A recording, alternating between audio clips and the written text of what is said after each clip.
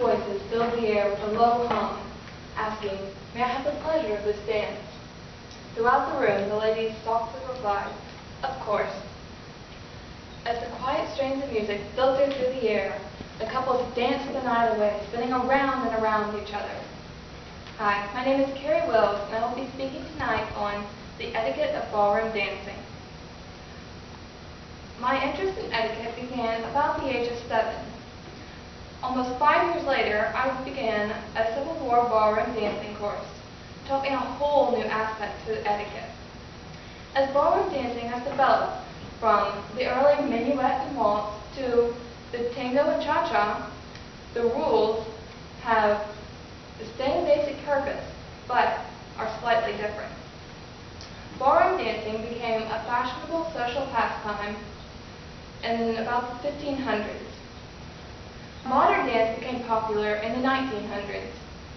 Waltzes and minuets were popular during the 15 and 1600s, while the tango, foxtrot, and quickstep, as well as the cha-cha and samba, became popular in the early and mid-1900s. Etiquette has always been an important part of our society. Several books were published by some of America's most famous authors, such as Benjamin Franklin and George Washington. In the late 1800s, many books were written on etiquette, with large portions on ballroom dancing. One book that I researched was commonly known as Manners, Culture, and Dance of the Best American Society by Richard A. Wells. Another is known as Social Etiquette or Manners and Customs of Polite Society by Maud C. Cook.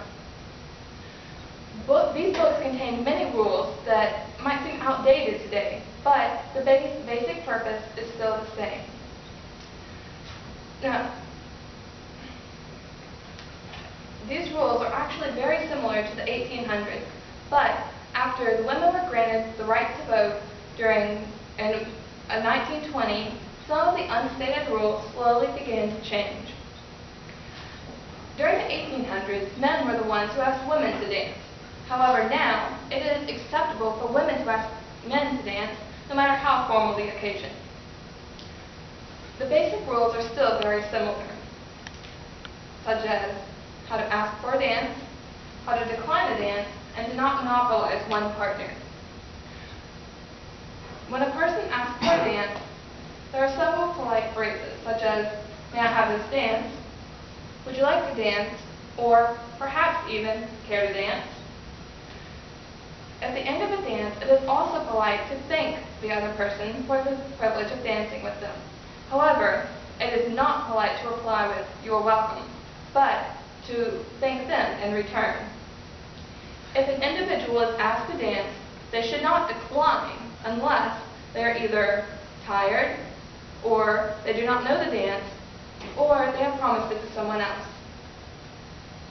If you do decline a dance, it is not at all polite to first decline one person and then accept another for the same dance. However, if you do decline one dance, it is very nice to suggest dancing a later dance with the person who has extended the offer.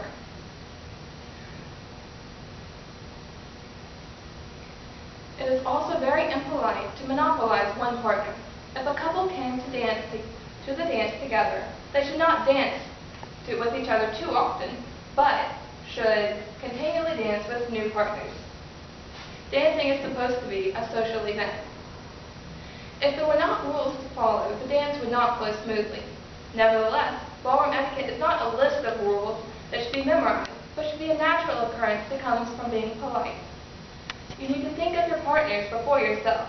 Make others feel at ease.